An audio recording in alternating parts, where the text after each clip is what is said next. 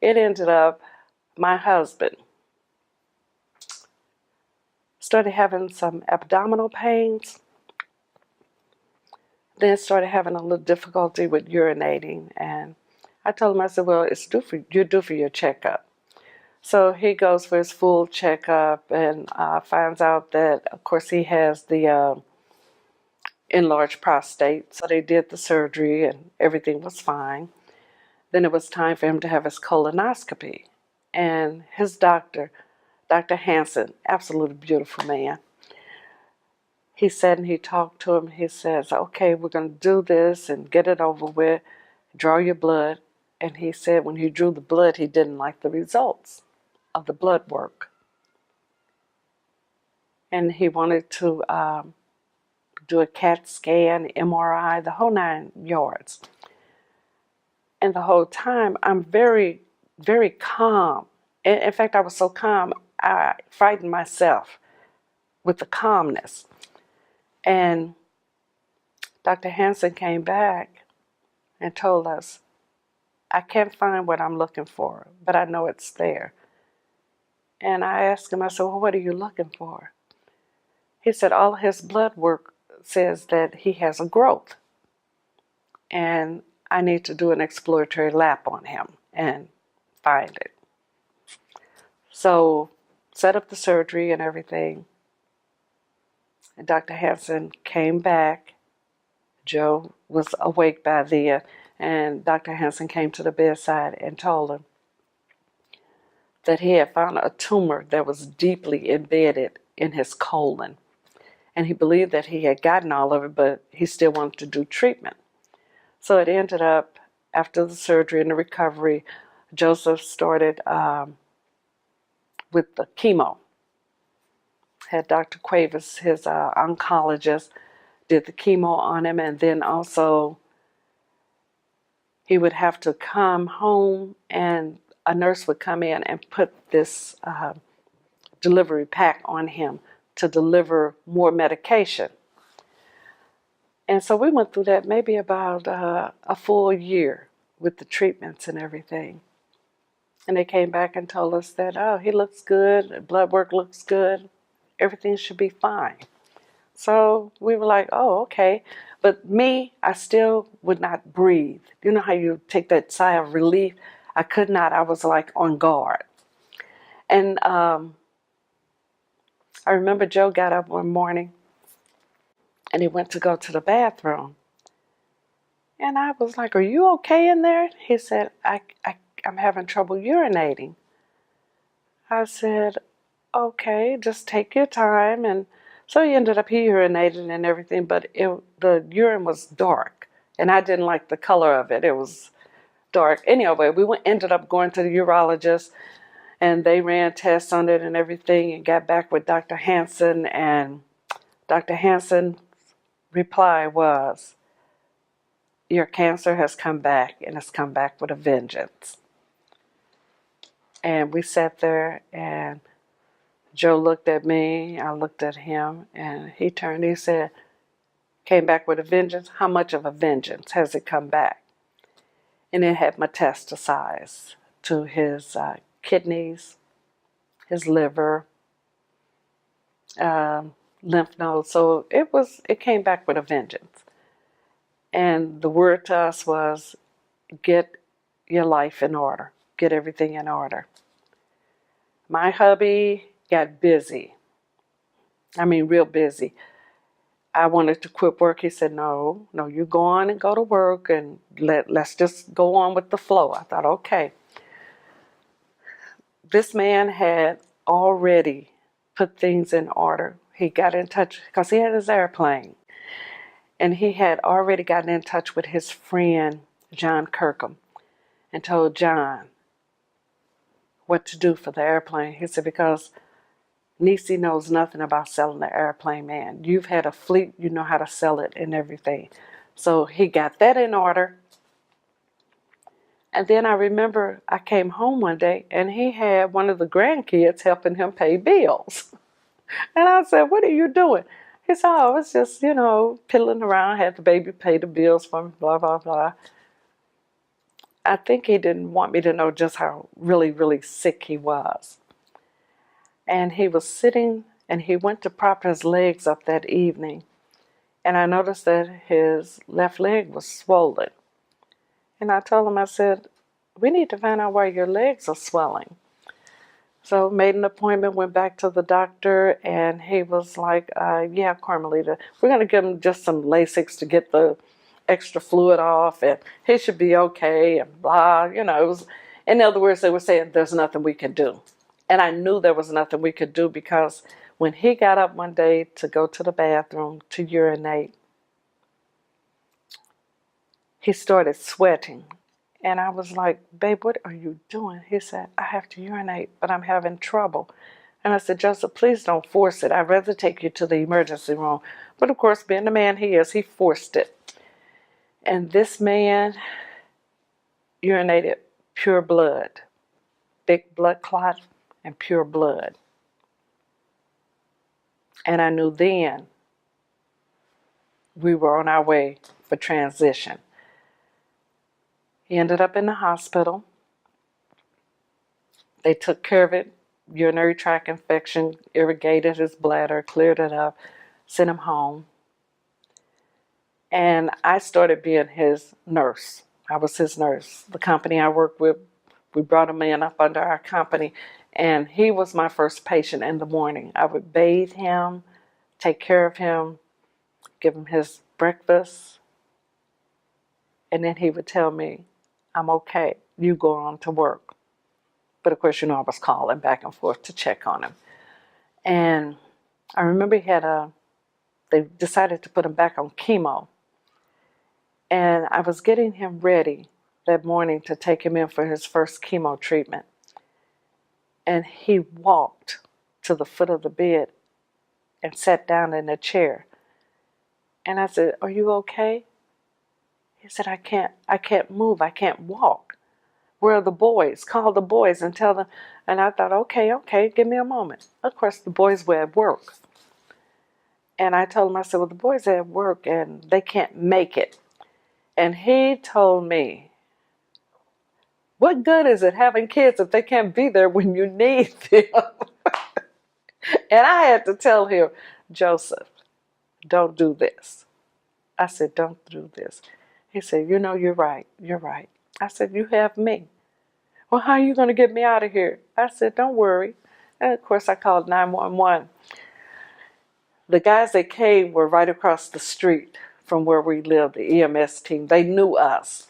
So when they got there, they're like, Mrs. Robinson, what can we do for you? And I told them I need to get him to the hospital. And they walked in, treated him with total respect. Did not, take his manhood away or anything. They asked him to stand. And of course, with their assistance, they helped him stand. They told him, we can't walk you out. We're going to put you on a stretcher because this is how we have to do things. Because he wanted to walk. So they convinced him. They got him on the stretcher. We get him to the hospital. And getting him to the hospital, it was like just comfort. I'll never forget we got there on a Thursday. I'm not going to go through his whole hospitalizations back and forth, but this was his final hospitalization. And he got there that Thursday, and he wouldn't eat. He stopped eating. They were trying to get him to eat. I was trying to get him to eat. And we sat there, and he and I talked. We talked a lot. And he looked at me and he said, my only regret is I have to leave you here. And I looked at him and I said, no, you don't have to leave me here. I said, you can stay. And he told me, no, I'm hurting so bad. I don't want to stay. That broke my heart. And I thought, but he said, Nisi, I know you.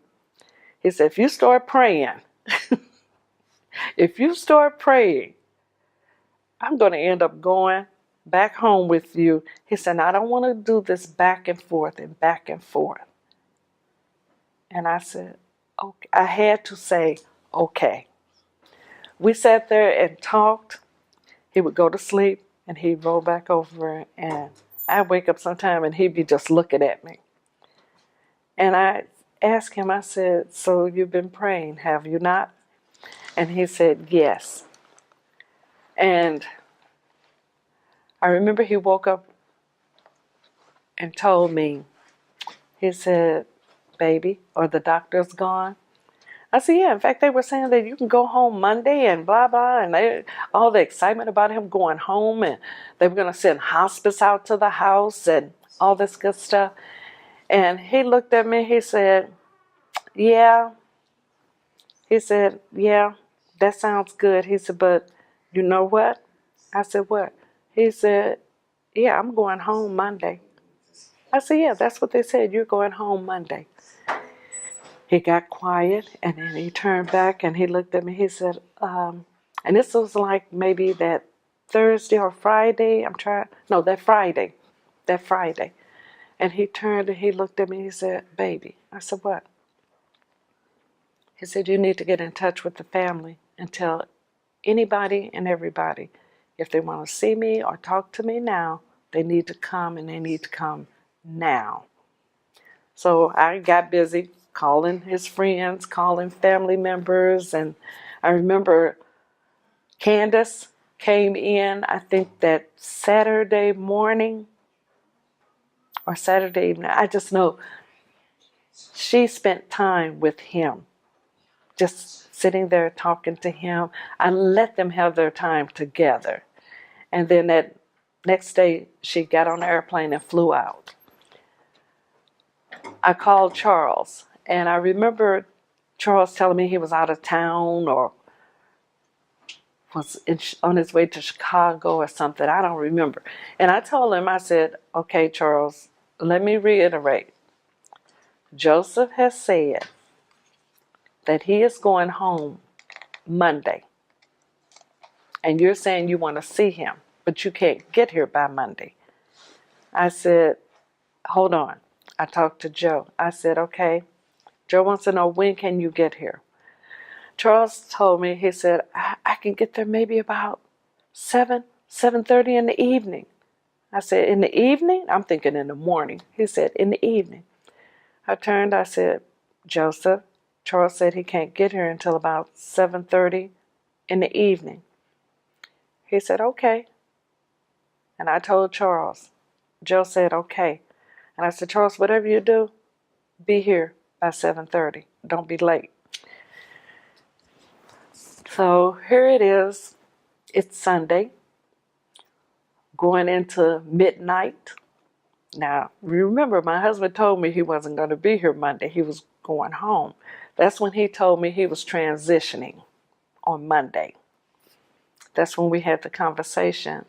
You've been talking to the Lord, and you know that you're leaving here on Monday. And he nodded. And I said, so what did you all talk about? He would not tell me about his conversation and his prayer with the Lord. So at 12:01 a.m., I looked and I touched him. And he looked at me. I said, Joseph. I said, yeah. I said, it's Monday. And he kind of smiled. He looked at me. He said, it's not over with yet. And I said, okay.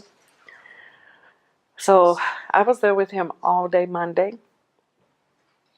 Kids were getting off from work and coming in to see him and everything.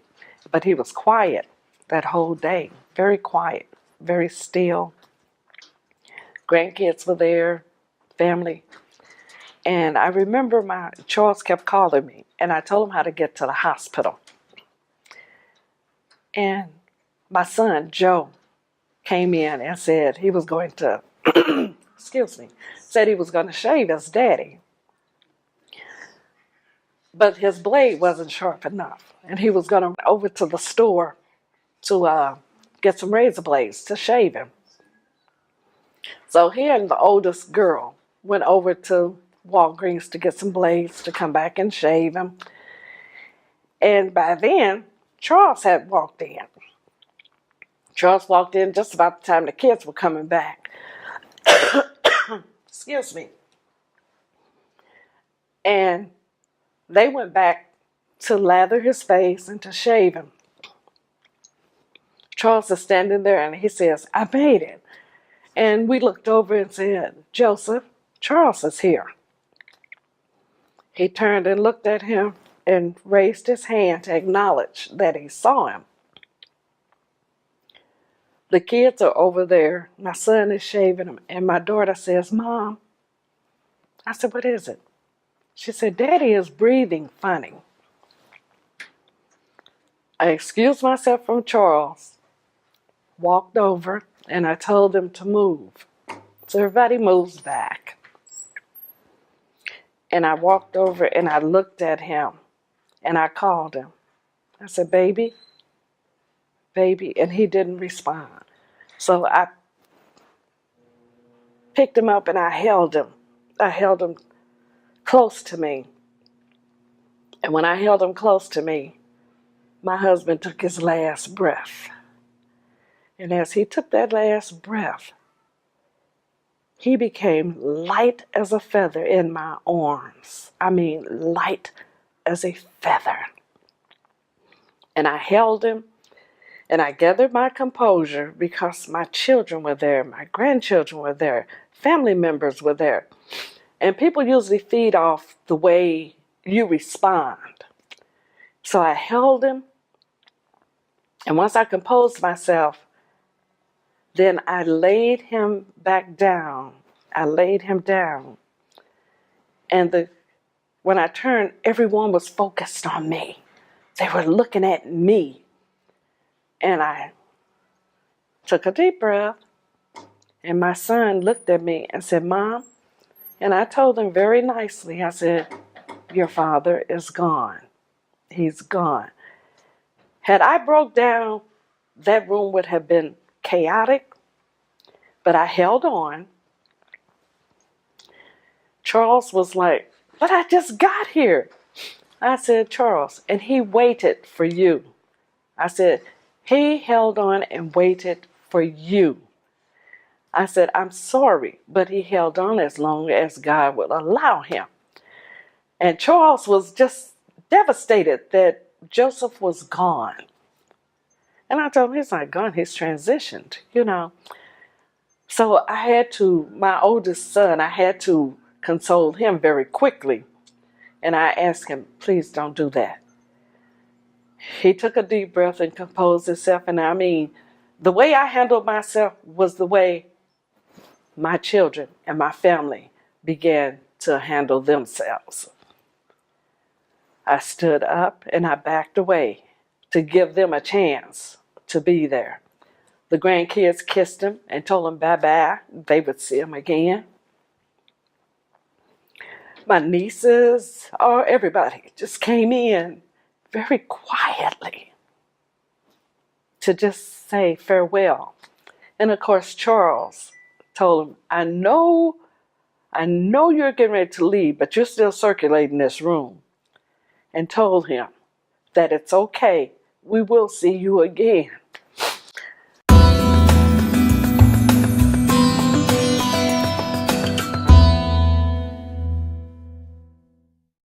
Needless to say, I just left the room and I made a phone call.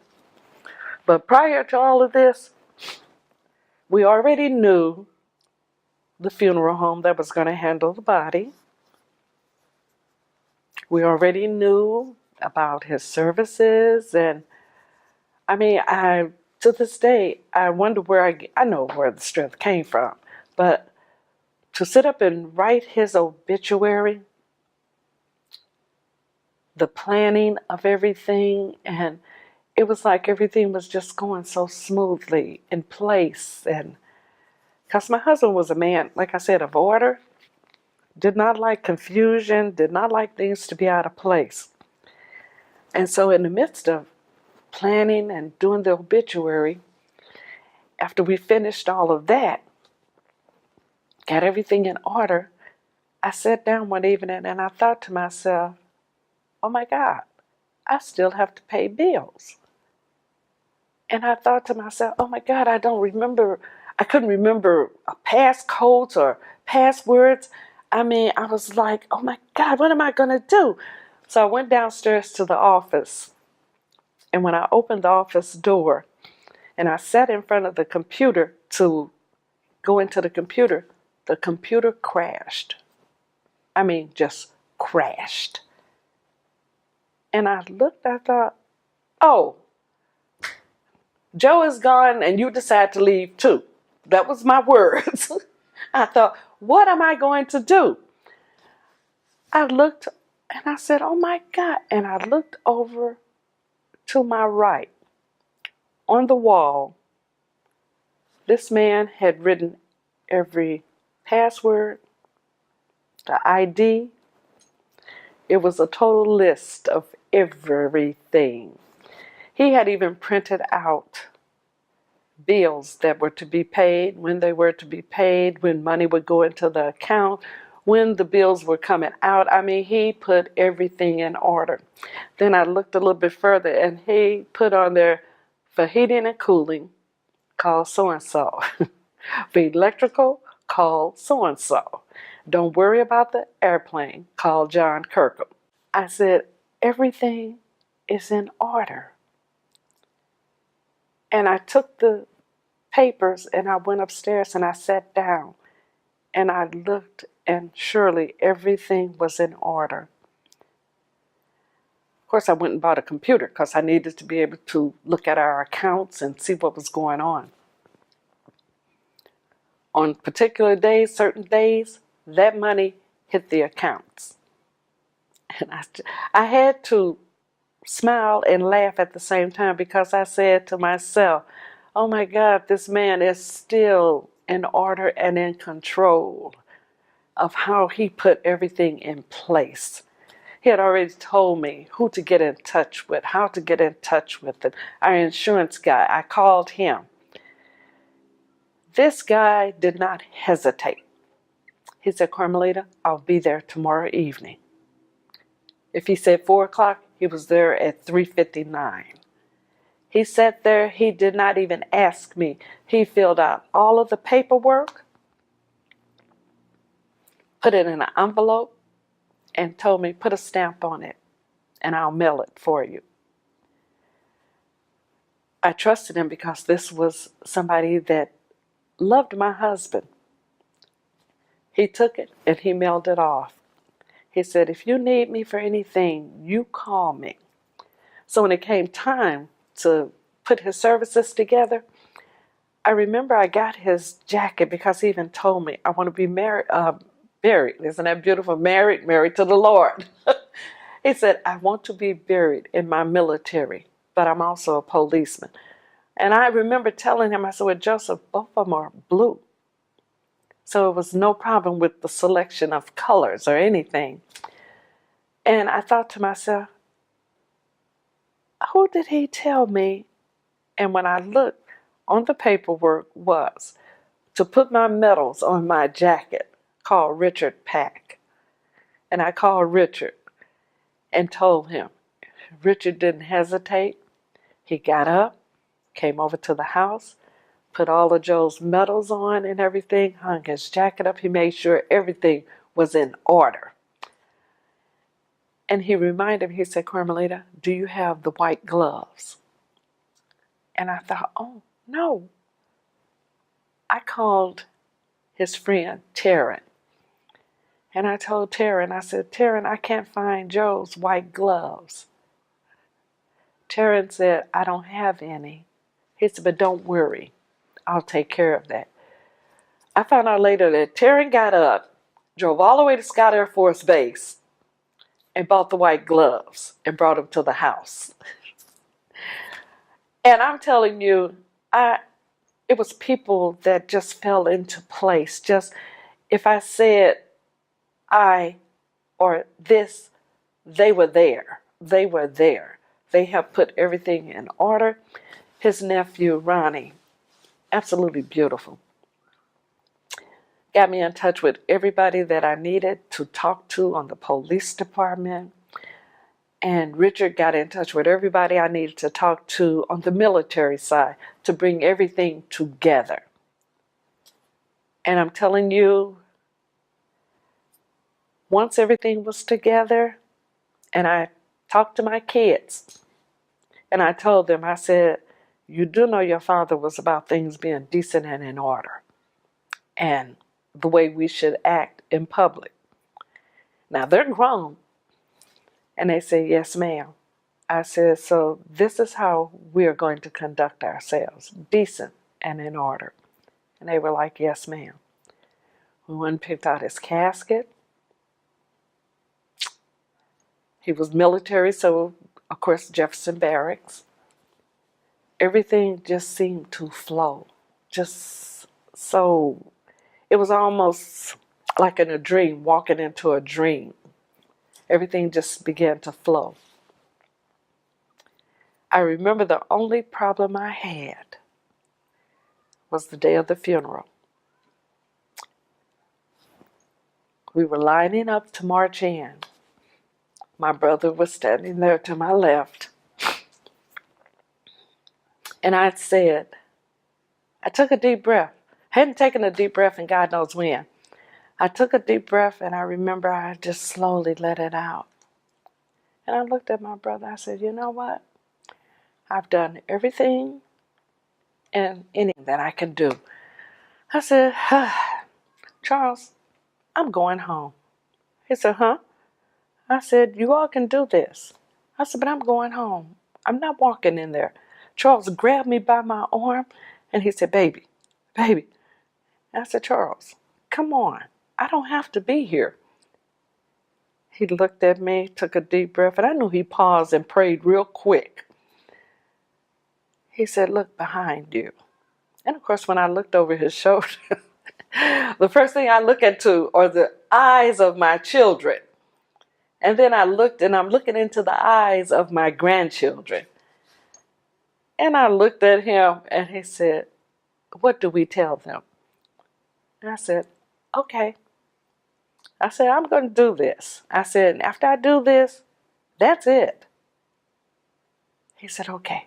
Now, baby, you sure? I said, yes. I said, yes. So we marched on in. I did not realize, or I could not fathom the people that were there.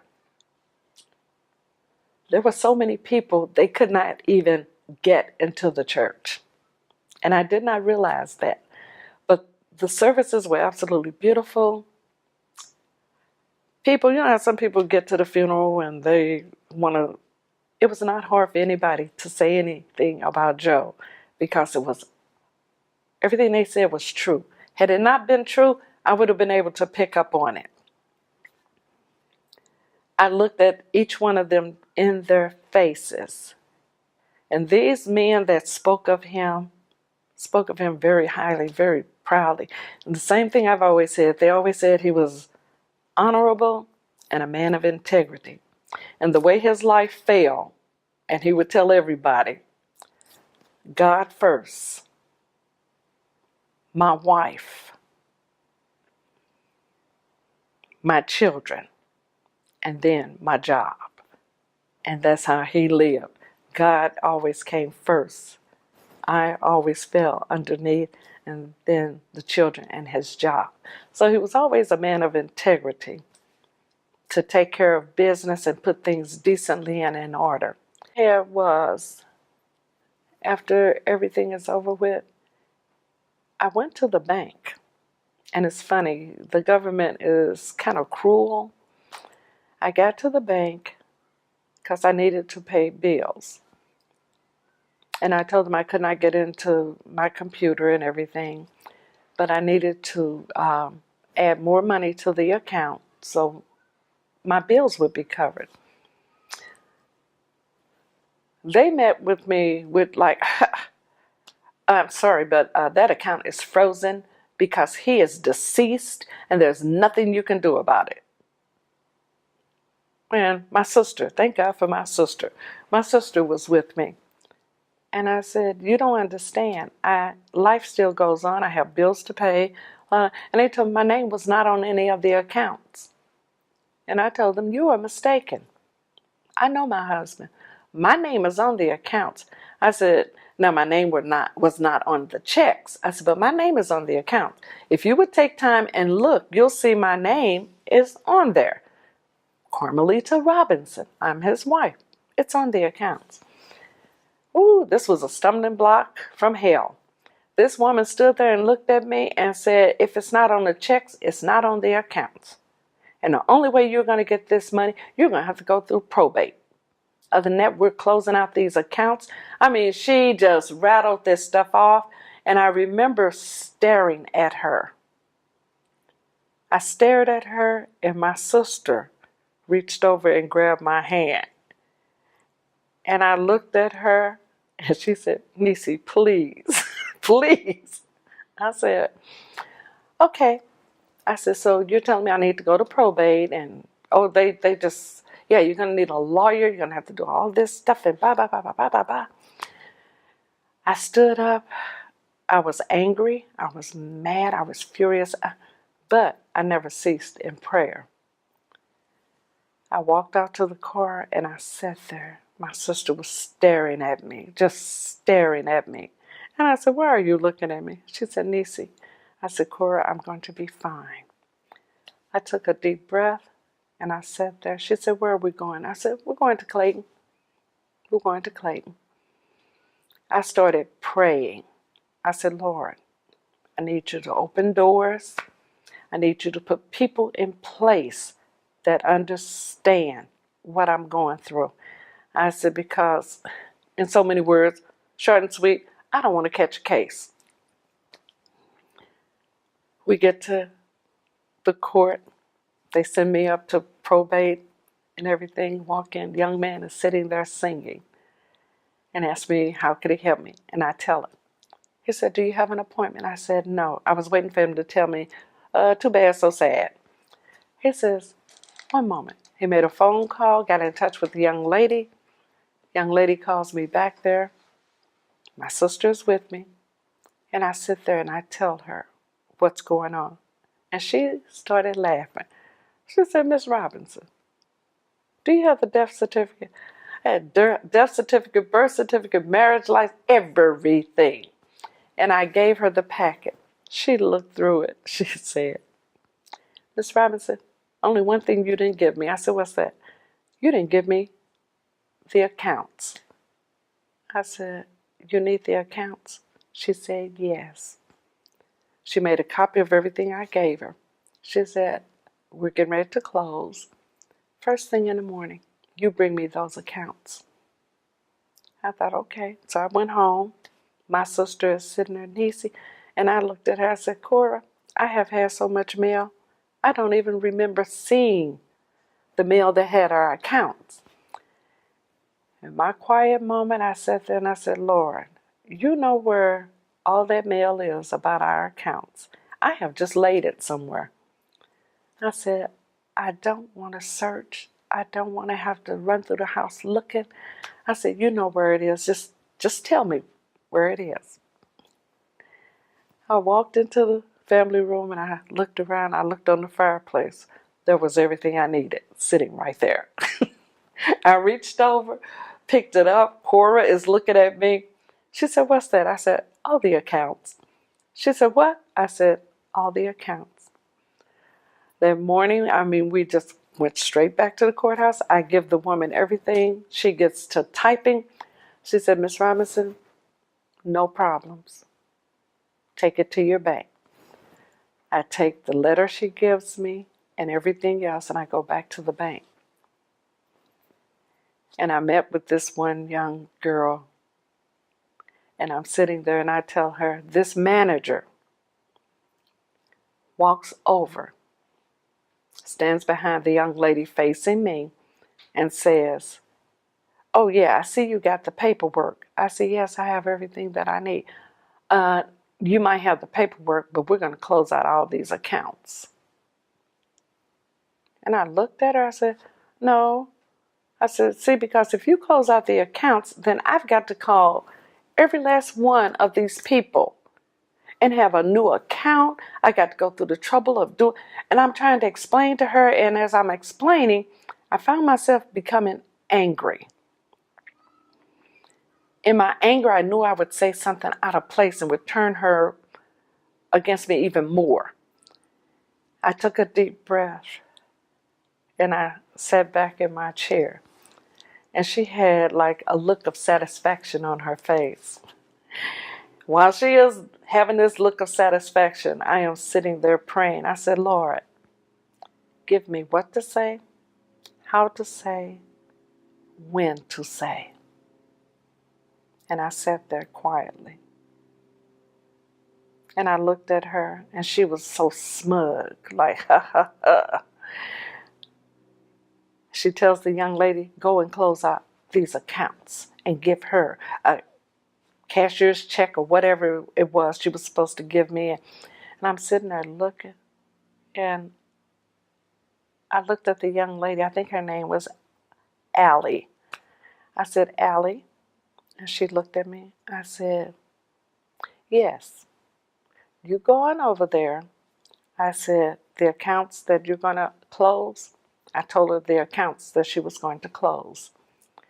And I sat there, and it was like the Lord began to speak. And I said, you're going to close the accounts, and then you're going to reopen the accounts. You're going to bring the cashier's check over here. I'm going to sign it, and you're going to deposit the money back into the accounts. That's what you're going to do for me as a customer of this bank. Am I wrong or am I right? She looked at me and she said, yes, you can do that. I said, okay, go ahead, go do it. The manager is standing there and she is furious.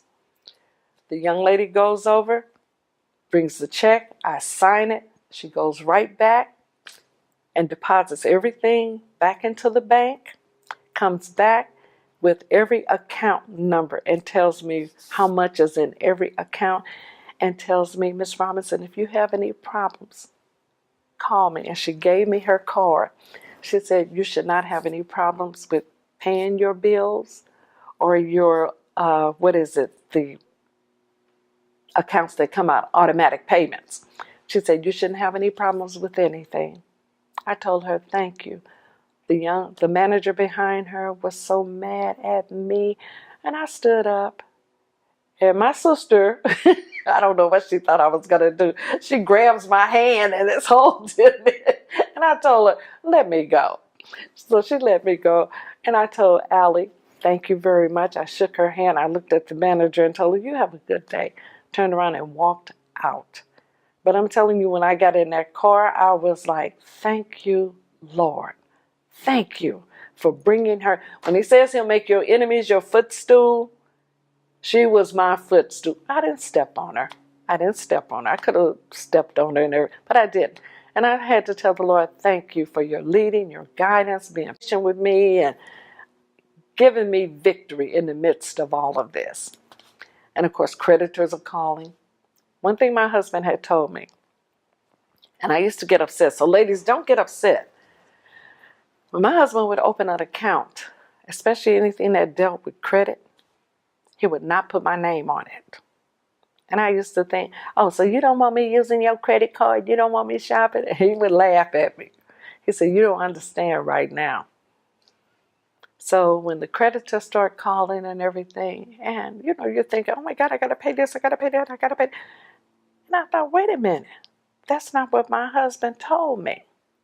So one creditor called me, and I said very nicely, I said, is my name on that account? And he said, no. I said, well, then you called here asking for Joe Robinson. I told you he's deceased. So what do you want me to do? His comment was, I expect for you to pay this. I said, but I'm not obligated. I want to be sure. Got in touch with a lawyer. The lawyer tells me, you're not obligated. Did he leave a will? Did he leave anything that said? I said, no. In fact, we were in the process of putting together our will, power of attorney, everything when he passed on. So with that being said, all of his creditors, they had to just swallow that debt. So I didn't have to be out of pocket for anything. His airplane, his friend John sold that airplane. It was such a beautiful airplane. The nickname of the airplane was The Other Woman, because there was Joe's Love also. The airplane sold without a hitch. But I will tell you one thing. John told me, he said, Carmalita, I need you to call FAA. Call and make sure that we can sell this airplane. So I tell John, I said, well, John, I need the number. He said, oh, you can get the number. That's not a problem and everything. He said, but Carmalita, I'm going to tell you, you're not going to get through to him. I said, John, are you serious? He said, yes, I'm very serious. I'm sitting there. Now, John is a pilot, owned his own fleet of airplanes. So in this year, I'm hearing, they're not going to answer. You're not going to be able to get in touch with them. On this side, I'm like, Lord, you know everything. You know who, when, and where. I said, I need somebody that understands. I need somebody that's compassionate. I said, I don't want to make this call 4 and 5 times. And I sat there. Telephone is in front of me, and I'm sitting there. And the Lord said, now. And I looked around, and I grabbed the phone, and I called the number. When I called the number, I'm waiting. And I hear, FAA, this is whoever. How can I help you? And I told her what I was calling about. She says, do you know the call letters on the airplane? And I had all the information. I give her everything. She says, can you hold? I said, sure. I hold. I don't think I was even on hold 3 minutes. She comes back. She says, Miss Robinson, the airplane is in your name. I said, huh? She said, the airplane is in your name. You do whatever you want with that airplane. So what are you planning on doing with it? I said, I would like to sell it. She said, no problems. No problems at all. I called the insurance. I hung up the phone. I was in, oh my God. Hung up the phone. I called the insurance company. You know what the insurance company told me? Miss Robinson, you can sell the airplane. Only one thing. Whoever buys that airplane cannot take it off the ground until it's in their name. We will not cover if he flies that airplane and crashes. I thought, okay. Young man comes to get the airplane. He wants to take it up. I told him, no. Not until you transition everything into your name. Not until it's insured. You will not take this airplane. He came back. John is with me. And my son, Jonathan, is with me. The young man comes to get the airplane. He has put the earnest money, or whatever it is, good faith money, in my account. And tells me I'll be back the weekend to pick up the airplane. We get home, my phone rings. John tells me, Carmalita? I said, yeah. He said, transfer their money out of that account and put it into another account. I said, John, he said, Carmalita, do as I've asked. I said, okay. So I transferred the money. Didn't know why he wanted me to do it like that. So the young man comes, all his paperwork is in, or even the mechanic met him and everything, and the mechanic was just devastated. And I said, well, what's wrong? He said, this was such a beautiful airplane. I love this airplane. Your husband kept this airplane like a well-kept woman. And I started laughing. I said, well, you do know the nickname was The Other Woman. And, of course, we had a light moment and laughed about it and everything. The young man took off in that airplane, and my son stood there, and he looked. He said, Mama, you do know the airplane is gone. I said, yeah, baby. I said, your daddy said sell it. When I got home, that second brain kicked in, and I took the monies and transferred them again. And I called John Kirkham. And John, Carmalita, I said, yeah, did you transfer the money? Did you? I said, yes, John. I said, John, what's the problem?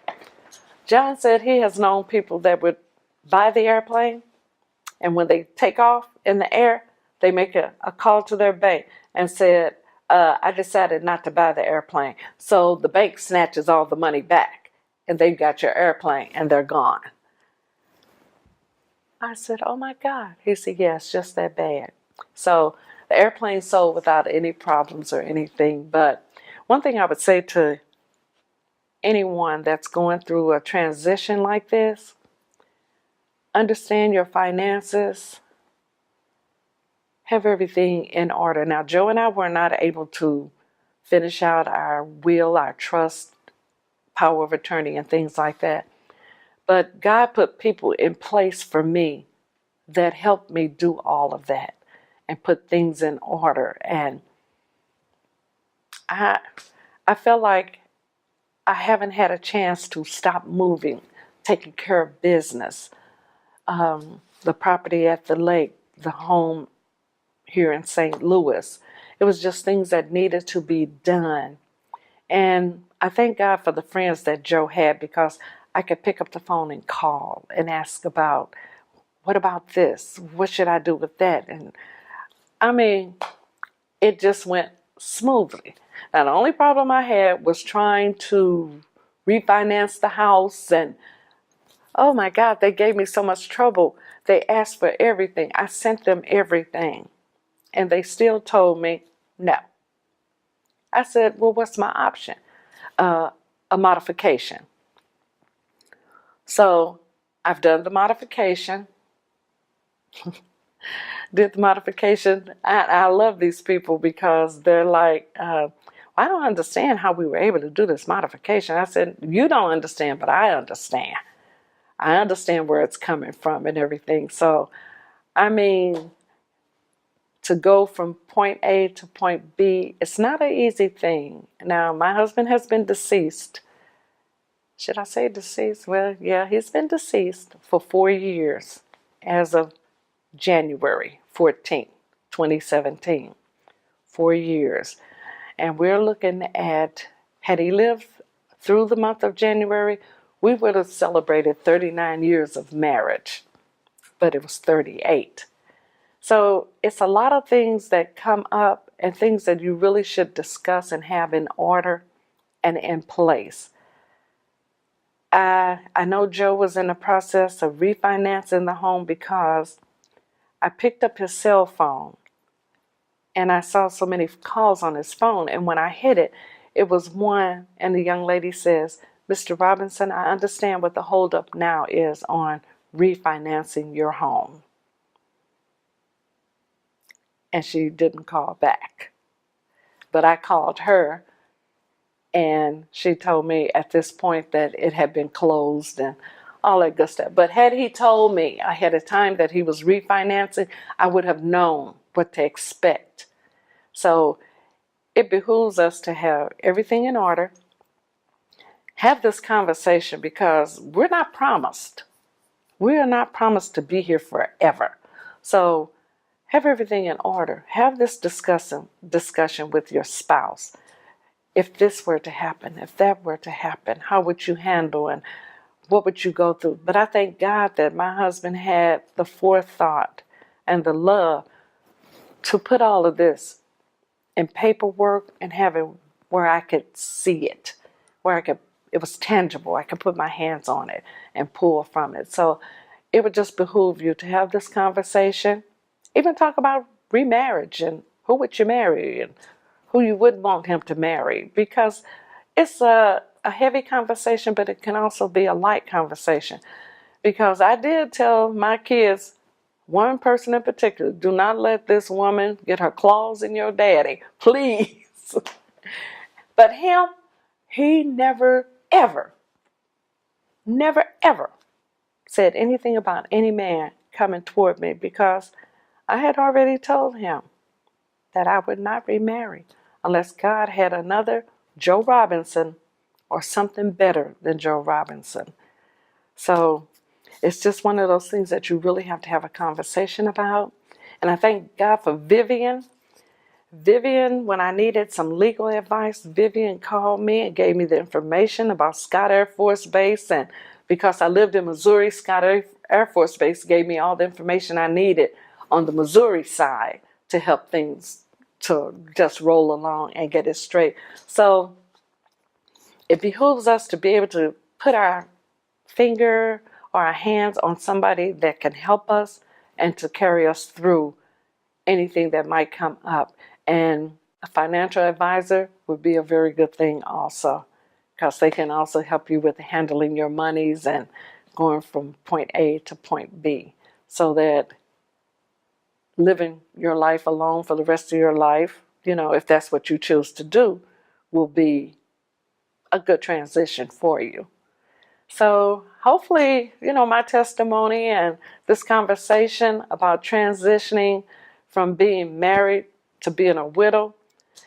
And I had a little funny thing. I was at work and one young lady asked me if I was married. And before I could really say anything, I told her I was divorced. And I said, I'm not divorced. And she said, but I said, no. I said, it was so easy to say divorce instead of widow. I said, I'm a widow. And she said, I would never know it. I said, why? She said, because when the conversation comes up about your husband, I think your husband is at home waiting on you. I said, well, he is at home waiting on me. I said, but not the way you think. And she just looked at me and she said, oh, okay. I said, I don't know why I would say I was divorced. But I told her, no, I am a widow. And I'm just saying it because it just slid off my tongue so like, boop. And I thought, do you not want to be called a widow? And I never found it offensive. I never found it offensive to say that I was a widow. It was just one of those words I had to get used to hearing. I really had to get used to hearing it. So, I mean, sometimes you stand in the mirror and you have to practice hearing that word. Say it to yourself so that when someone says, are you the widow of Joe Robinson, or are you the widow of Stephen, it doesn't shock you to hear that word. So I did kind of have to get used to saying widow. Now, as far as being without my husband and being approached by other men, now there was a guy. He never approached me. You know how people can love you from afar? And I happened to speak to him one day. And when I looked in his face, I was like, And so I was on the run. I was running back. And I said, oh my God, am I seeing in his eyes what I'm really seeing?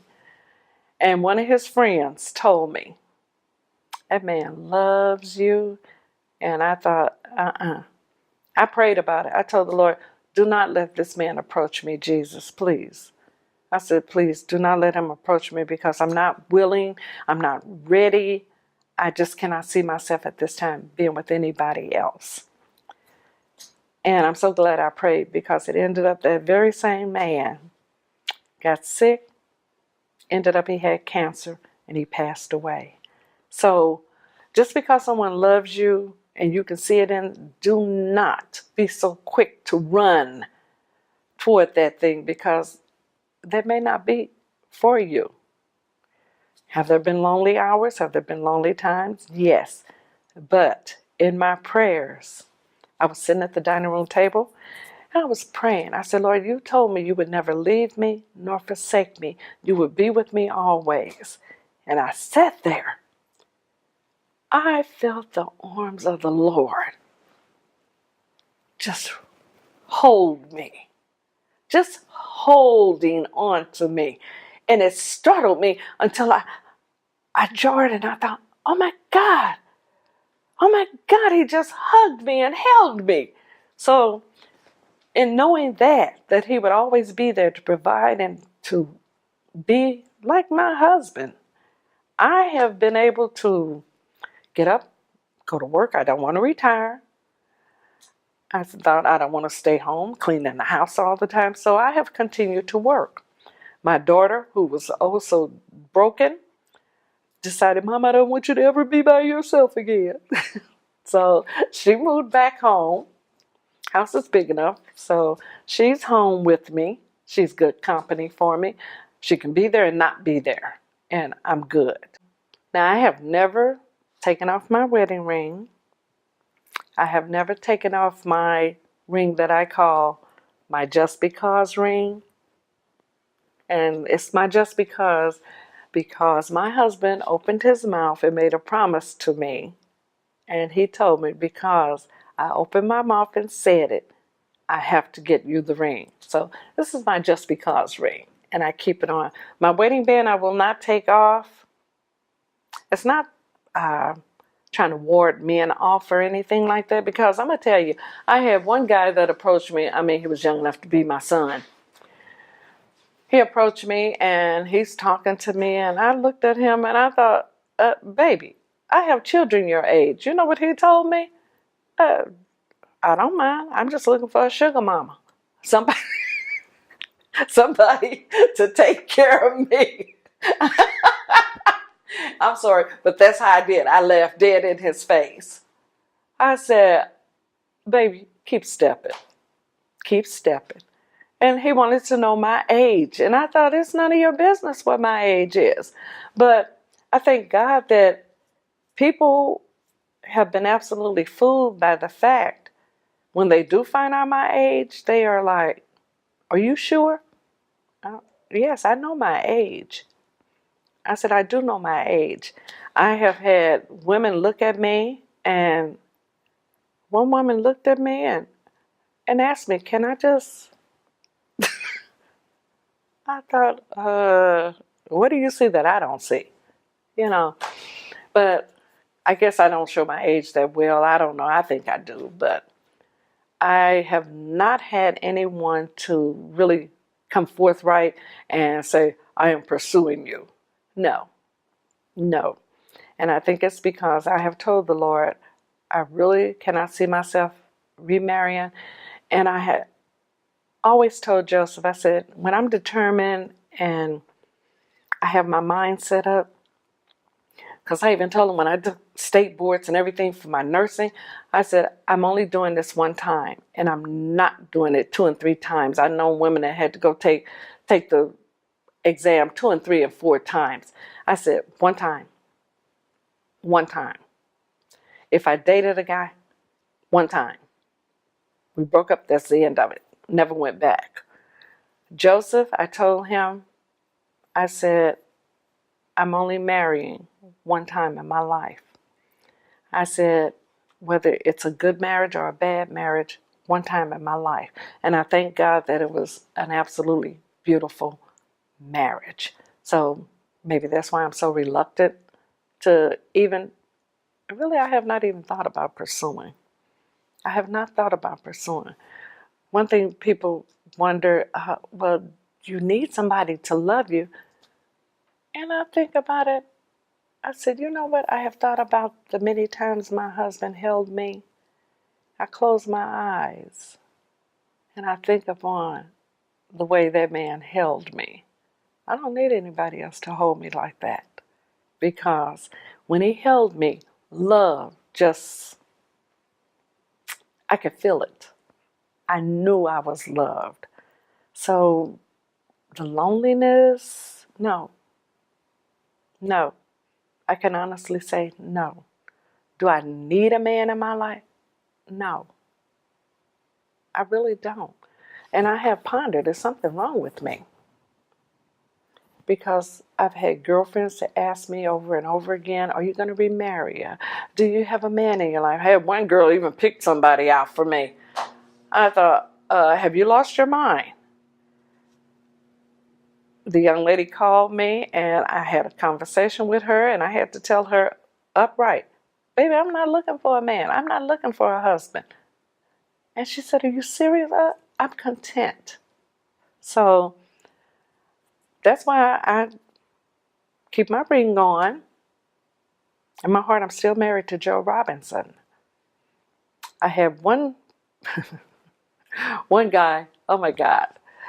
I had one guy, he pursued and pursued and pursued. I mean, I had not even put my husband in the ground.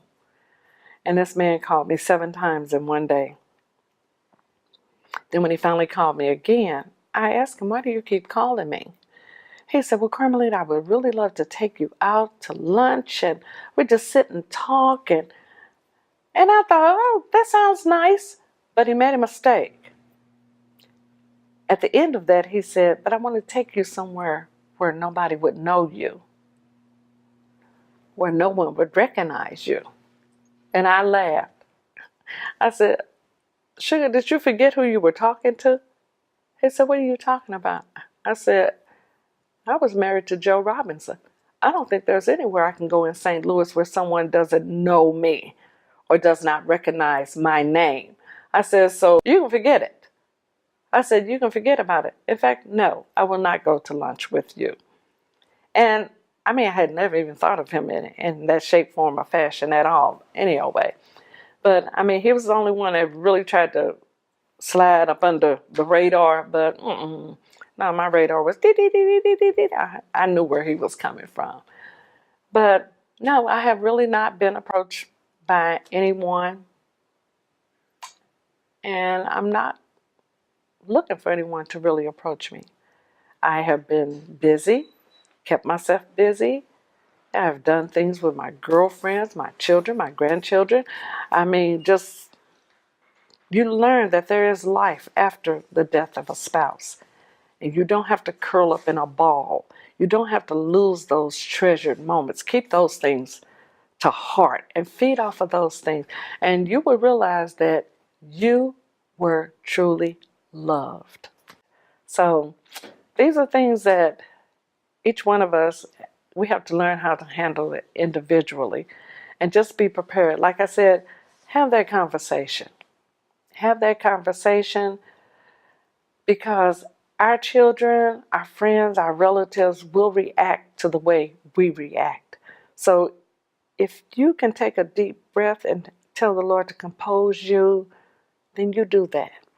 Because if you fall to pieces, the family will fall to pieces. So I don't know what else I can tell you or give to you other than put God first. Let him lead you and guide you. And thank you. You know, Charles is the really only brother beside Leonard that I have. I don't have any brother-in-laws on my side of the family. And I appreciate Charles. I appreciate most of all his parents. And as Charles, I too am retired from the military. I'm a retired Navy Lieutenant Commander, 41 and a half years of service. That's not all active, that's not active, and 32 and a half reserve. But I know what it's like to receive those awards as well, and they're not easy. And they're not given unless they're deserving. And certainly Charles is deserving. I thank Steffi for this time. Thanks, Steffi.